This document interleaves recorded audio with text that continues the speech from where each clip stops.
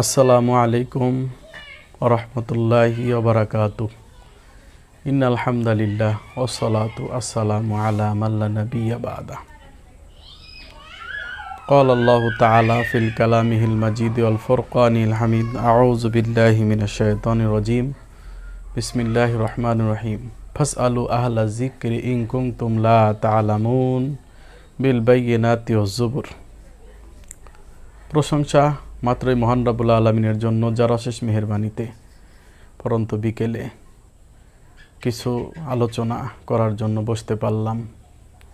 অর্থাৎ আলোচনাটা হলো এইটা যে সলাতে কোথায় হাত বাঁধবেন। কেউ বলছেন নাভির নিচে বাঁধবেন, কেউ বলছেন বুকের উপরে বাঁধবেন। আসলে সঠিক কোনটা?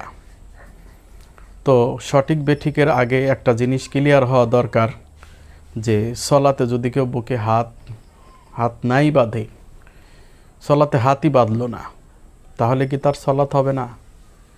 জি, সলাতে হাত বাঁধা ফরজ কোনো আমল নয়। কেউ যদি সলাতে হাত নাও বাঁধে তবু তার সলাত হয়ে যাবে। এ ব্যাপারে সব উলামা একরাম একমত। কিন্তু প্রশ্ন হচ্ছে, যদি আপনি হাত বাঁধেন সেটা কোথায় বাঁধবেন? আমার কথা হচ্ছে, যদি আপনি সলাতে বুকের হাত বাঁধেন তাহলে অবশ্যই সেখানে বাঁধবেন যেখানে সহি হাদিস সমূহ রয়েছে। তো বুকের উপর হাত বাঁধার অনেক হাদিস সহি থাকা সত্ত্বেও ডক্টর এনায়েতুল্লাহ আব্বাসী নামে একজন মুফতি, তিনি বলেছেন যে বুকের উপর হাত বাঁধার নাকি কোনো সহি হাদিসই নাই। তিনি নাকি কোনো সহি হাদিসই পান না, বুকের উপর হাত বাঁধার কোনো সহি হাদিস তিনি পান না, বরং নাভির নিচের হাত বাঁধার হাদিসই নাকি সহি। তো উনি এ কথাও বলেছেন যে যদি কেউ সহি হাদিস দেখাতে পারেন বুকের উপর হাত বাঁধার, তাকে 10 লক্ষ টাকা তিনি পুরস্কার দিবেন। 10 লক্ষ টাকার চ্যালেঞ্জ তিনি ছুড়ে দিয়েছেন। খুব ভালো কথা, তার টাকা আছে, তিনি টাকার চ্যালেঞ্জ ছুড়ে দিয়েছেন। তো আসলে টাকার চ্যালেঞ্জ তিনি ছুড়ে দিয়েছেন, সেই চ্যালেঞ্জ আমি গ্রহণ করব কিনা অনেকে বলতে পারেন হয়তো। টাকার চ্যালেঞ্জ আমি গ্রহণ করব না, কারণ আমার টাকা নেই, আমি গরিব মানুষ, আমি টাকার চ্যালেঞ্জ কেন গ্রহণ করব? তো আমি যে চ্যালেঞ্জ গ্রহণ করতে পারি সেটা হচ্ছে মোবাহালা। নবী সাল্লাল্লাহু আলাইহি সাল্লাম টাকার চ্যালেঞ্জ কখনো গ্রহণ করেননি, বরং মোবাহালা গ্রহণ করেছিলেন খ্রিস্টানদের সঙ্গে, যে আসো মসজিদে আসো, এরপরে তোমরা আল্লাহর কাছে বলো যে তোমাদের ধর্ম যদি সত্য হয়, তোমাদের কথা যদি সত্য হয়, তাহলে তোমাদের কথা তোমরা বলো, আর আমাদের কথা যদি সত্য হয় আমরা বলি। আমরা যদি মিথ্যা বলে থাকি আল্লাহ আমাদের উপর লানত বর্ষণ করবেন, মিথ্যাবাদীর উপর আল্লাহর লানত। আর যদি তোমরা সত্য মিথ্যাবাদী হও তাহলে তোমাদের উপর আল্লাহর লানত। সুতরাং ডক্টর এনায়েতুল্লাহ আব্বাসীকে আমি এই কথাই বলবো, তিনি যদি সত্যবাদী হন, মায়ের বুকের দুধ যদি তিনি পান করে থাকেন, তাহলে আমার মোবাহালা সে গ্রহণ করবেন এবং তিনি সেখানে বলবেন যে না, আমি এ ব্যাপারে 100% সত্যবাদী, মিথ্যাবাদী হলে আমার উপর আল্লাহর লানত। আমিও সেটাই বলবো যে আমার এই কথা যদি বুকের উপর হাত বাঁধার হাদিস যদি আমি মিথ্যা বলে থাকি, আর যদি আমি আমার দাবিতে মিথ্যাবাদী হই, তাহলে আমি আল্লাহর উপর আমার উপর আল্লাহর লানত, অভিশাপ, এতে কোনো সন্দেহ নাই। তো বক্তব্যটা শুনে নিন তিনি কি বলেছেন। এবার আসেন,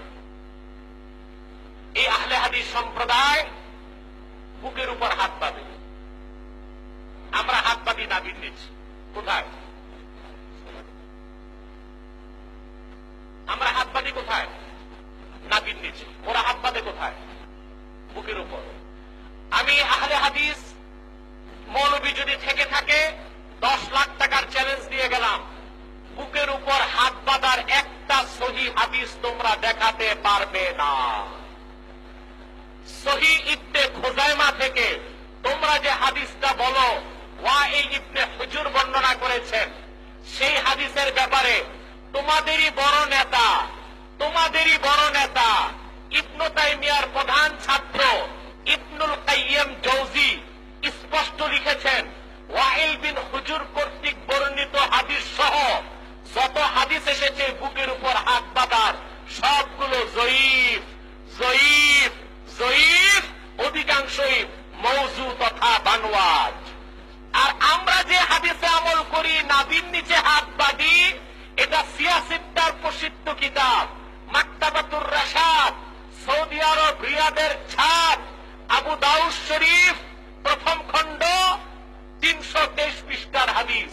হযরত আলী থেকে এসেছে, ওয়া আন আলীন কাররামাল্লাহু ওয়াজহাহু ক্বালা ওয়া মিনাস সুন্নাতি ওয়াদউল কাফফে আলাল কাফফে তাহতাস সুররা।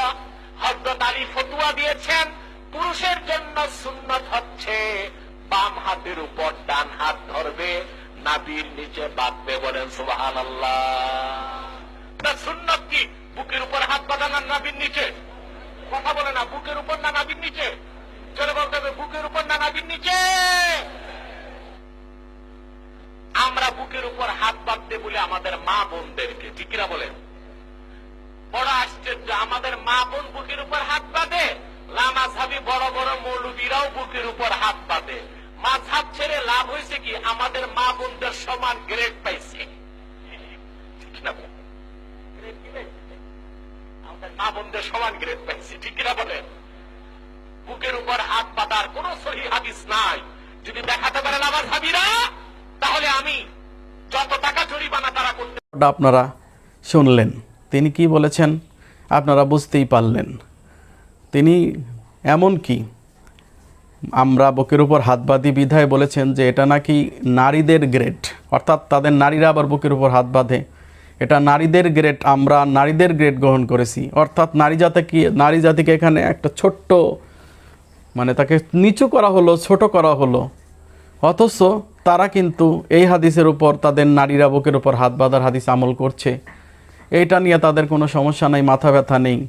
এমনকি একজন বক্তা আছে যার নাম হচ্ছে আলাউদ্দিন জিহাদি, তিনি এই কথা বলছেন যে নাভির নিচে হাত বাঁধলেই নাকি সেটা বিনয়ীর স্বভাব।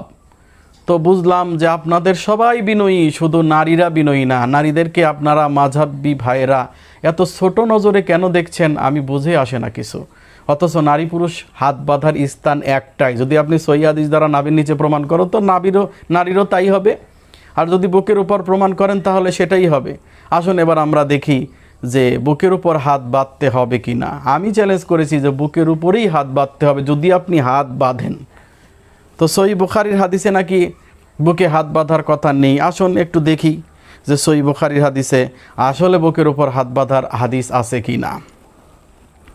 সহিহ বুখারী আধুনিক পাবলিকেশন কর্তৃক প্রকাশিত হাদিস নাম্বার 696 উল্লেখ রয়েছে, আনসাল বিন সাদ কানা নাসু ইউমারুনা আই ইয়াদাউ রাজুলু ইয়াদাহুল ইউমনা আলা জিরাইহিল ইউসরা ফিস সালাত। হযরতে সাল বিন সাদ রাদিয়াল্লাহু তাআলা আনহু বলছেন যে লোকদেরকে নির্দেশ দেওয়া হতো যে যেন তারা সলাতের সময় ডান হাত বাম হাতের উপর স্থাপন করে। এই যে ডান হাত বাম হাতের উপর স্থাপন করে, এ কথা এই হাদিসে স্পষ্ট করে উল্লেখ করা হয়েছে। আর এই নির্দেশটাকে সেই সময় নির্দেশ করা হতো। নির্দেশ কে করতেন? আবুল হাজেম বলছেন, লা আলামু ইল্লা ইয়ানমি যালিকা নবী সাল্লাল্লাহু আলাইহি ওয়াসাল্লাম। আর আবু হাজেম বলছেন যে সাহাবী সাল বিন সাদ এই আদেশটিকে রাসূল সাল্লাল্লাহু আলাইহি ওয়াসাল্লামের দিকেই সম্পর্কিত করতেন বলে আমি জানি। তো আবু হাজেম বলছেন যে এটা রাসূল সাল্লাল্লাহু আলাইহি ওয়াসাল্লামের দিকেই সম্পর্কিত করা হতো, এই কথাই সাল বিন সাদ তার দিকে সম্পর্কিত করতেন। তো স্পষ্ট এখানে ডান হাত বাম হাতের উপর স্থাপন করতে গিয়ে এখানে যে হাদিসের যে শব্দটা এসেছে জেরা, তা হচ্ছে জেরা শব্দের অর্থ কি? এটা যদি আমি বলি যে জেরা শব্দের অর্থ এইটা, তাহলে অনেকে বলবেন যেটা আপনার অর্থ আমরা মানতে পারি না। তো জেরা শব্দের অর্থ কি এটা আমি বলবো না, বরং তারাই বলবে। কারা বলবে? ভারতের দেওবন্দ কর্তৃক প্রকাশিত মুজামুল অসিত এর আরবি এবং উর্দু 367 পৃষ্ঠায় উল্লেখ রয়েছে জেরা কিসকো কাহতি হ্যায়। এটা আমাদের কোনো গ্রন্থের আমি উদ্ধৃতি দিলাম না, বরং তাদেরই দেওবন্দ কর্তৃক প্রকাশিত মুজামুল অসিতের 367 নম্বর পৃষ্ঠার উদ্ধৃতি দিচ্ছি। আপনারা একটু মনোযোগ দিয়ে শুনুন যে জেরা কিসকো কাহতি হ্যায় বলছে, আর জেরা हुआ जानवर का हाथ है लेकिन इंसान का जरा कहने की सिरे से दरमानिया आंगुली की सिरे तक होता है। বলছেন যে জেরা অর্থ প্রত্যেক পশুর হাত, কিন্তু মানুষের জিরা হলো কুনুইয়ের কিনারা থেকে মধ্যমা আঙ্গুলের কিনারা পর্যন্ত। এই যে কুনুই দেখা যাচ্ছে, কুনুই, এই কুনুই থেকে নিয়ে এই মধ্যমা আঙ্গুল পর্যন্ত পূর্ণাঙ্গ হাতকে বলা হয় জিরা। এটা আমাদের কোনো ডিকশনারি নয়, বরং ভারতের দেওবন্দ কর্তৃক প্রকাশিত মৌজামুল অসিতের 367 পৃষ্ঠায় উল্লেখ রয়েছে যে জেরা ওকে বলা হয়, উস্কো জেরা কাহাতি হয়। এই যে এখান থেকে শুরু করে কুনুই থেকে শুরু করে মধ্যম আঙ্গুল পর্যন্ত পূর্ণ হাতকে বলা হয় জেরা। এবার আসুন তো সহিহ বুখারীর হাদিসের ভাষ্য অনুযায়ী আপনি যদি এক জেরা আর এক জেরার উপর স্থাপন করেন, হাত কোথায় যায়? আপনি নরম করেই ছেড়ে দিন, হাত যেখানে দেয় ওইখানেই বাঁধেন। নাভির নিচে যদি এইভাবে করে যায়, আপনি নাভির নিচেই বাঁধেন, কোনো সমস্যা নেই। তো আপনি একটু দেখেন তো যে এক জেরার উপর আরেক জেরা যদি স্থাপন করেন, এটা কিভাবে নাভির নিচে চলে যাবে বা বুকের নিচে চলে যাবে? আমার তো বুঝে আসে না কেন তারা এই ধরনের কথা বলেন।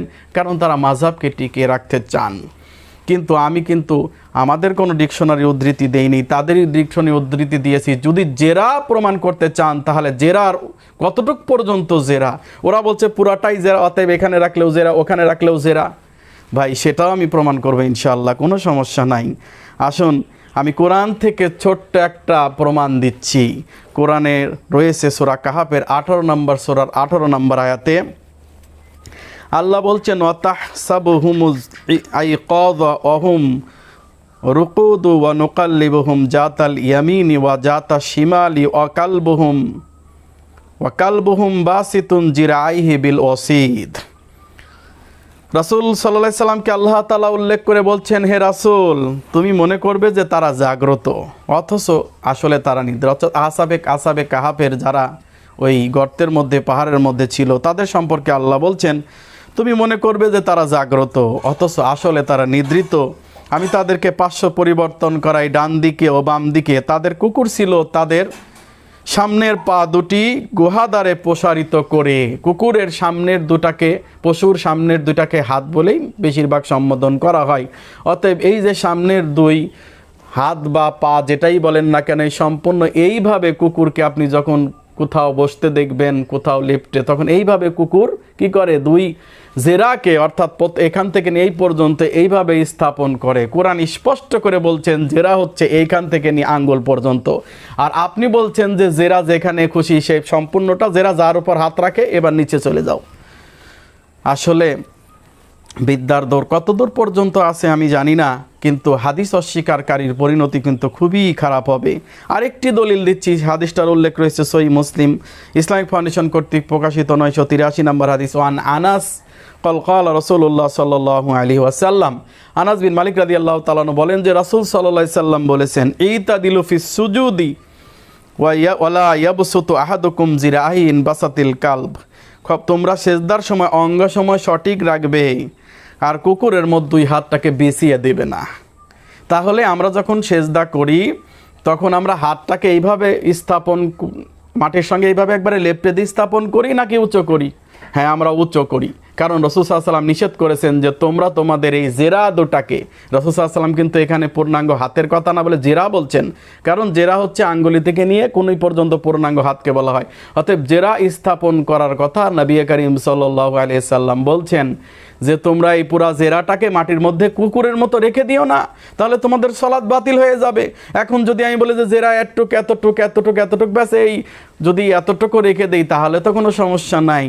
না, এটা শুধুমাত্র মাযহাব টিকে রাখার জন্যই গোরামি করা হয়। সুতরাং আপনি যদি বলেন অন্য হাদিসের কাছে নাই গেলাম, সহিহ ইবনে খুজাইমাতে রয়েছে, আবু দাউদে রয়েছে স্পষ্ট হাদিসগুলো বুকের উপর, ওই হাদিসগুলোতে নাই গেলাম, নইলে কোনো সমস্যা নাই। এখান থেকেই আমি প্রমাণ করে দিতে পারি যে আপনি যদি হাত বাঁধেন তাহলে আপনাকে বুকের উপরেই হাত বাঁধতে হবে, নইলে কোনো উপায় নেই। আপনি বলছেন সহিহ খুজাইমার হাদিসটা জয়ীফ, সহিহ আবু দাউদের হাদিসটা আপনি উল্লেখই করেন নাই।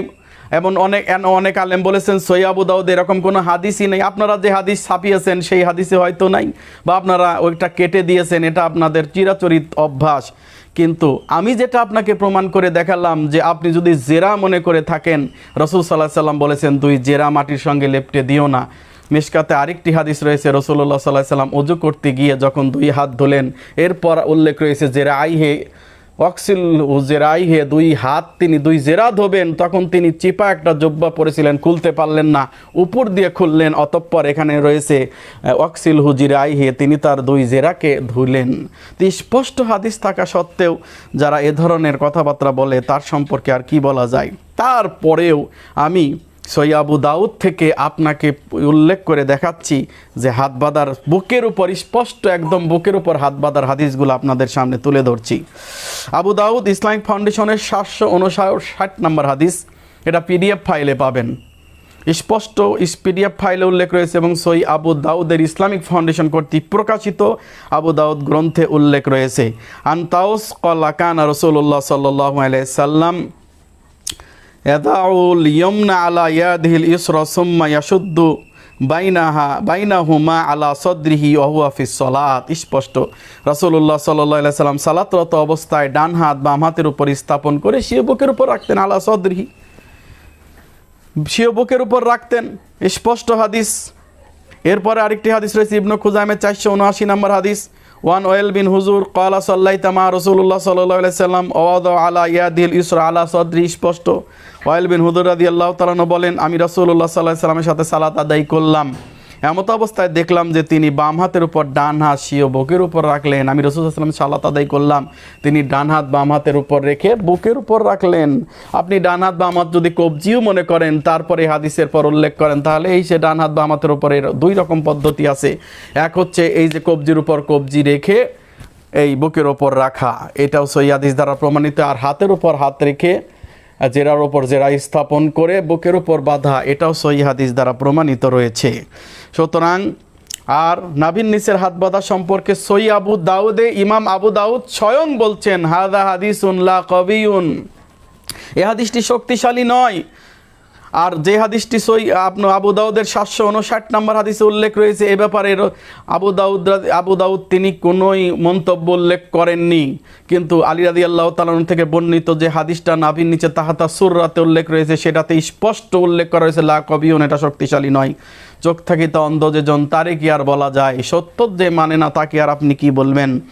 তবে আপনাদেরকে গাথার্থে জানিয়ে রাখছি যে বাম হাতের উপর ডান হাত রাখা সম্পর্কে 18 জন সাহাবী ও 2 জন তাবেঈ থেকে মোট 20টি সহিহ হাদিস বর্ণিত হয়েছে। আর নাভির নিচে হাত বাঁধা সম্পর্কিত 4টি হাদিস ও একটি আসার সূত্রে বর্ণিত হয়েছে। এছাড়াও আপনাকে আমি অনেক উদ্ধৃতি দিতে পারি যেখানে সহিহ হাদিসের উল্লেখ রয়েছে। অতএব আকলমন্দকে লিয়ে ইশারা কাফি হয়, যারা জ্ঞানী তাদের